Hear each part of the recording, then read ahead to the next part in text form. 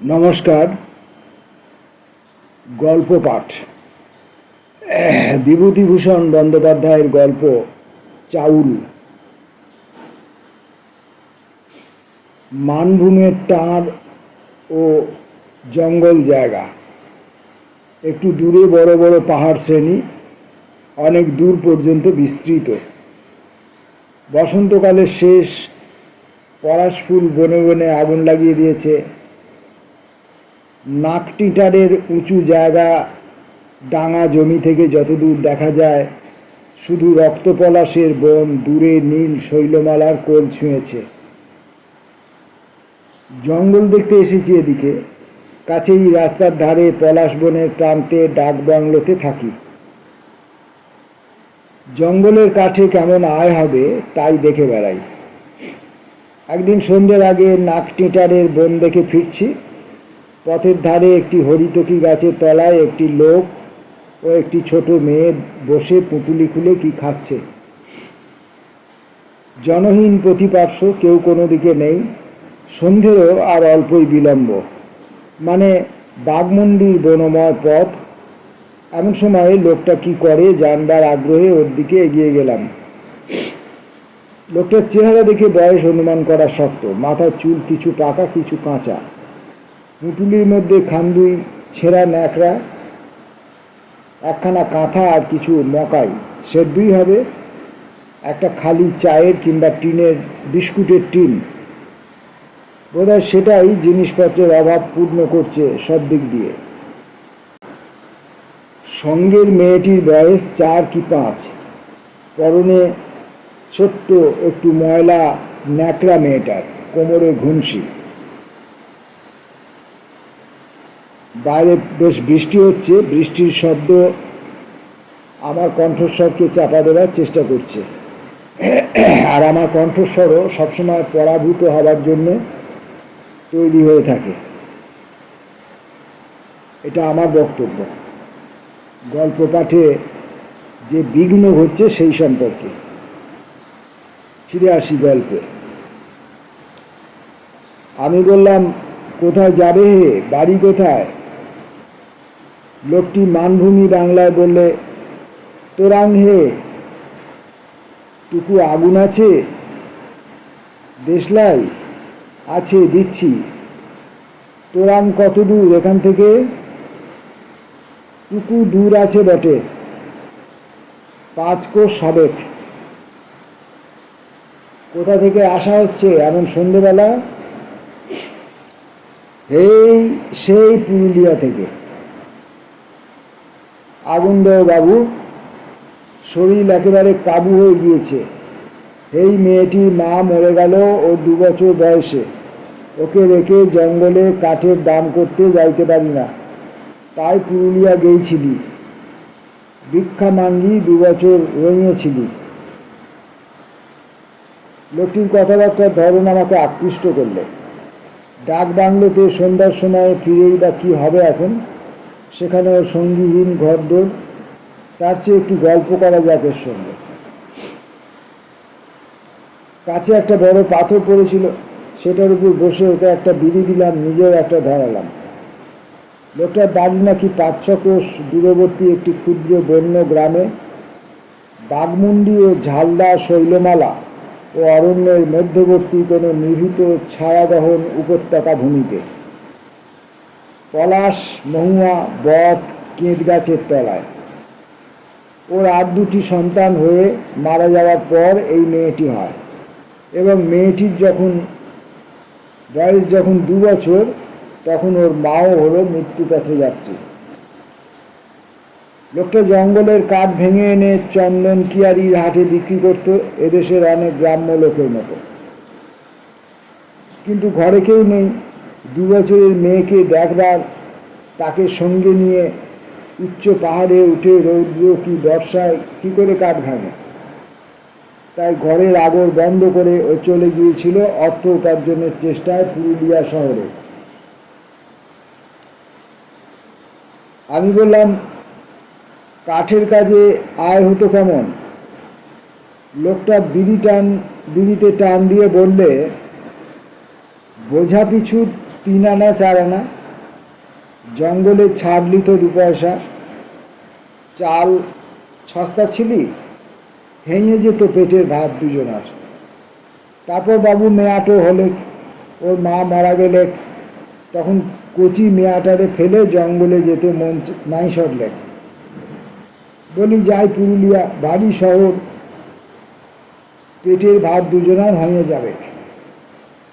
পুরুলিয়া বড় জায়গা, ওহ বাবু, ইধার থেকে উধার যাওয়ার কুল কিনারা 2 বছরে নাই পাইলে, ভারী শহর বাবু।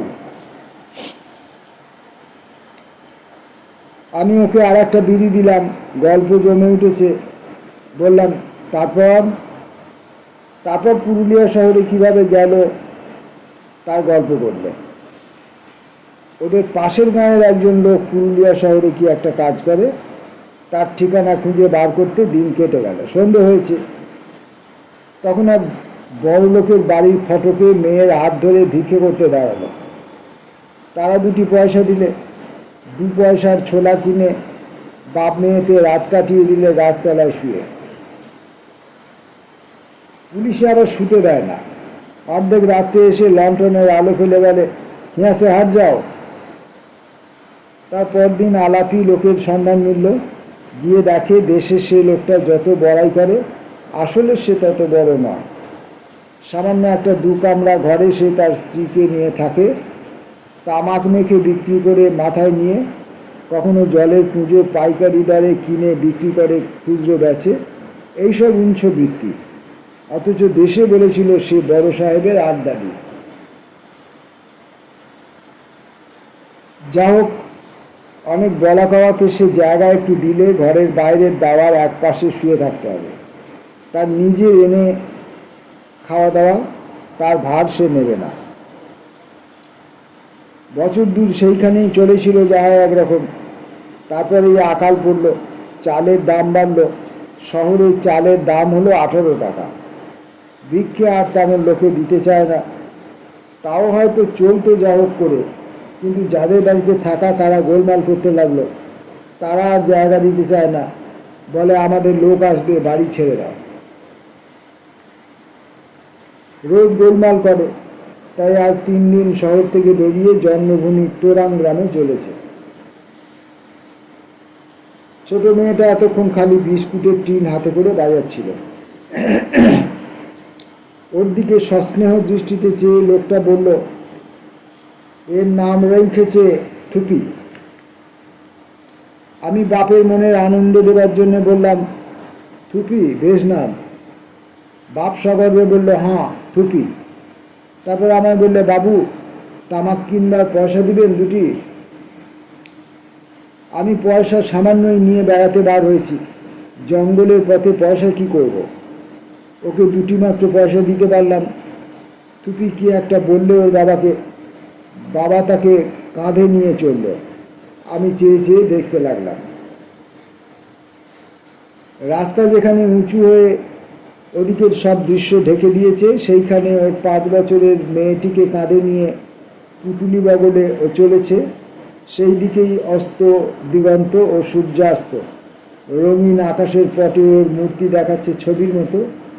কারণ আগেই বলেছি, রাস্তা উঁচু হওয়ার দরুন সেখানে আর কিছু দেখা যায় না। রাস্তাই সেখানে চক্রবাল রেখার সৃষ্টি করেছে। মনে মনে ভাবলাম, ও কোথাও অন্ন নেই, গৃহ নেই। 5 বছরের মেয়েকে কত স্নেহে কাঁধে তুলে ওদের চলল গ্রামের দিকে। সেখানে অন্ন জুটবে কি জুটবে না এই দুর্দিনে, যদি পুরুলিয়া শহরে না জুটে থাকে। কোন বৃথা আসার আকর্ষণ ওকে নিয়ে চলেছে গ্রামের মুখে। তারপরেই সে অদৃশ্য হয়ে গেল। এ হলো গত মাসের কথা।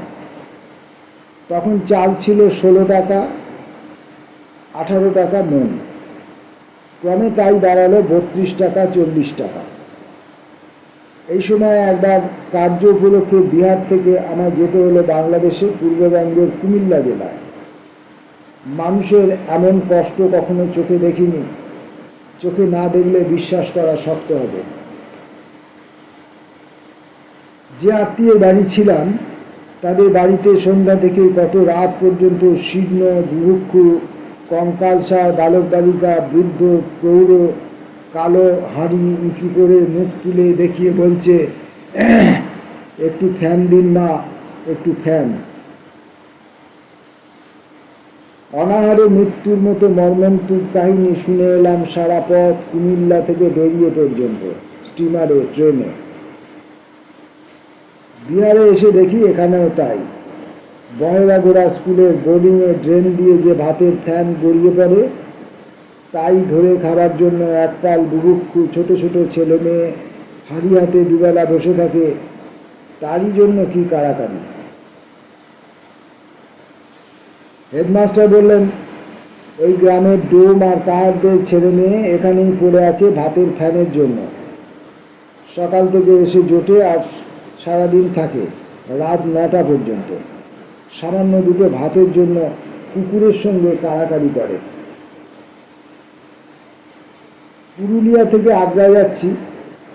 প্ল্যাটফর্মে খাবারের দোকানে খাবার খেয়ে পাতা ফেলে দিয়েছে লোকে, তাই চেটে চেটে খাচ্ছে উলঙ্গ কঙ্কালসার ছোট ছোট ছেলেরা। অথচ সে পাতায় কিছুই নেই, কি চাটছে তারাই জানে। এই অবস্থার মধ্যে ভাদ্র মাসের শেষে আমি এলাম এমন একটা জায়গায় যেখানে অনেক লোক খাটছে, একজন বড় কন্ট্রাক্টরের অধীনে। ডিনামাইট দিয়ে পাথর ফাটানোর কাজ। জঙ্গলের মধ্যে পাথর ফাটিয়ে এরা টাটায় চালান দিচ্ছে স্থানীয় জমিদারদের কাছ থেকে নতুন ইজারা নেওয়ার পাথর খাদান। একদিন সেখানকার ছোট্ট ডাক্তারখানাটার সামনে ভিড় দেখে এগিয়ে গেলাম।